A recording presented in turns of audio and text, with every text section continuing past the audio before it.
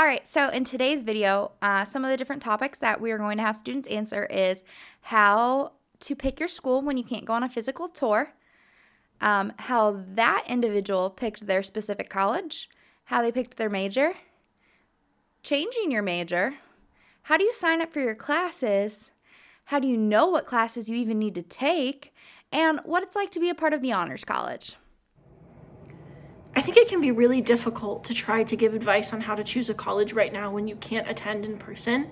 But one thing that was really helpful, even for me, when I was doing college visits, before I was deciding where I was going to go, was to kind of pinpoint what sort of community I wanted to be a part of and then see if that matched up with what the college seemed to provide.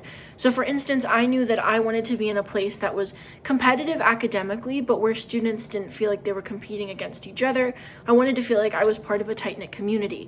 And so once I realized that, I reached out to students who currently went to the colleges that I was looking at, and I asked them what the community was like, what it was like to be a student there, what their relationships were like with other students, whether they felt pitted against each other.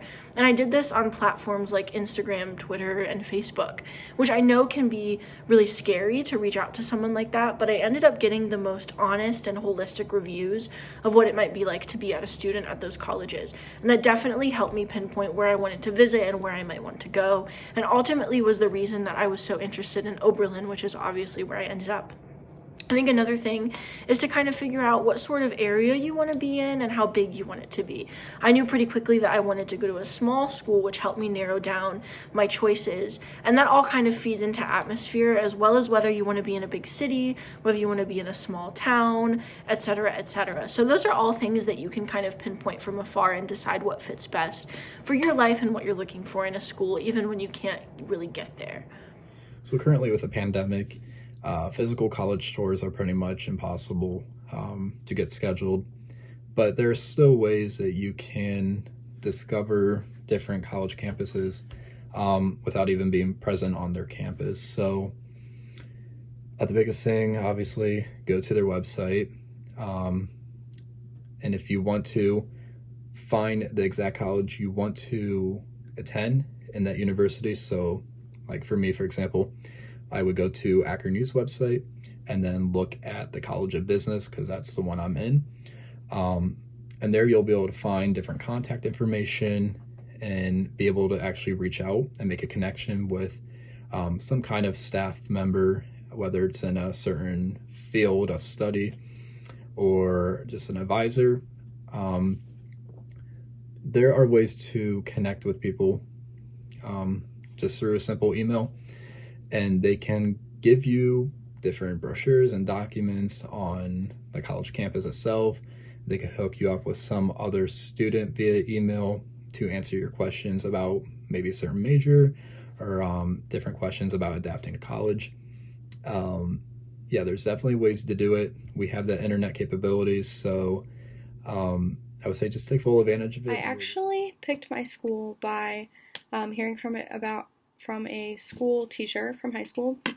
His name is Mr. Elder. He actually went to BGSU and kind of told me about the school and got me basically to tour the school, and I came here and I fell in love with it. Just like everybody says, when you go to a college campus, you know if you will fit in well there. I chose Kent State University because I was recruited for cheerleading there, and I came on campus after going to a million campuses and just really felt like at home. I felt comfortable there. I loved the campus, and I kind of knew right away I wanted to go to Kent after visiting like a bunch of schools. Another huge thing that played into choosing Kent State was that it was 2.5 hours from my parents. Some of the other schools I looked at were only like 20 minutes away, and then some of the other schools I looked at were like 10 hours. So it was a nice happy medium of, if I wanted to go home, I can, but if I want to stay on campus and like have my college experience, I can. My major, what I'm studying right now, is biology. The specific kind, because there's a few different kinds in Kent State, is called environmental conservation biology, which basically means I want to save the world. I'm really interested in working with wildlife.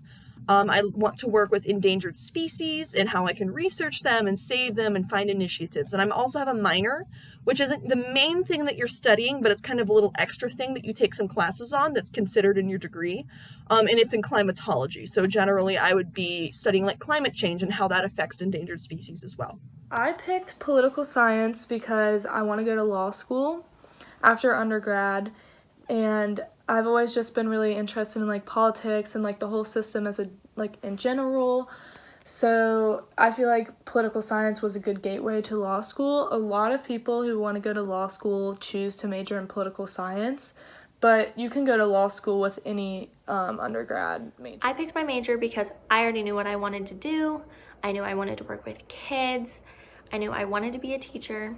I had the best elementary school teachers and middle school teachers and high school teachers, and now some of the best college professors. So I've always had good experiences in the classroom, and it was just really on my heart, something I knew I was called to do. I started off in construction engineering, but then I changed my major from that because I took a blueprint class that just totally like overwhelmed me, and it scared me from getting into that. I wanted to design homes, but you know, what if I miss something really big? And I don't know, it was a lot in my head, a lot of my conscience. So I decided to switch to just a general business major, and then I took some classes, and then I kind of decided I wanted to go in the marketing direction. And then after that, I decided to go integrated marketing communications because I don't know, just something I really like to do, and it's very important for businesses, and the back end of marketing, you know, it's everything for a company. So I think it's a really important job, and I like it so far. So this is actually fairly common. For me, I actually changed my major 3 different times in college. So when I started, I was actually a theater major. And then my second year in, I changed to integrated social studies, meaning I wanted to be a history teacher. And then by my 4th semester, I discovered my love for health education and ended up changing my major to school health education to become a health teacher. Something with changing your major too is just because you change your major doesn't mean that, you know, you're going to be behind anybody else or you're not going to graduate when you want or anything like that. Something else to keep in mind is that if you're not really sure what you want to go into when you start college, go in as an undecided major. You can kind of take some classes here and there in the different content areas that you're interested in and get a feel for it before you fully commit. How do I sign up for classes? Well, let me tell you. You meet with your advisor. Your advisor will walk you through the whole entire schedule process from start to finish. Kent, at the beginning of my first semester, I basically had a phone call with my advisor, and she went through all the classes I'll need to take to graduate in 4 years as a nursing major. And she went over that, and then she also went over all the credit hours that transferred from CCP and AP classes that I took in high school. How do you know what classes you need to take for your major? At Ohio State, there's this thing called a degree audit, where you enter the major that you have chosen into this degree audit, and it pulls up all the classes that you need to take in order to graduate, and it also has the progress that you've made on those classes. Well, at every university, they have what is either known as a program of study or a roadmap or something along the lines of that. And it's going to show you every single class that you need to take for the major that you want. Some programs will specifically also list them out semester by semester to show you what the average student does or what they recommend you do. These are super beneficial because you can see what classes will transfer in SCCP credits for that major or any AP classes and things like that. And it's really beneficial to kind of look at these and see those different requirements. The Honors College is interesting because every program kind of has different requirements as to what their honors accepts. Like, for example, there's certain comp classes you have to take that have honors concentrations. There's different like humanities that you have to take. There's certain lectures you have to take. So while I think it could be very rewarding, it is also another thing to consider when you're taking on your normal class load, because it can be extra work. And then with mine, there was also a final project that you had to do at the end. So that's something where I had to meet with a faculty member, and we had to, over all 4 years, have different steps that we had to complete to ensure that we would finish it in time for when we graduated. And that can be a decent sized project at the end of the year, depending on what you select to do, what your major is in, and kind of the things you're interested in and the topic you're interested in doing. So it's just extra work, so it's something to consider when you do it.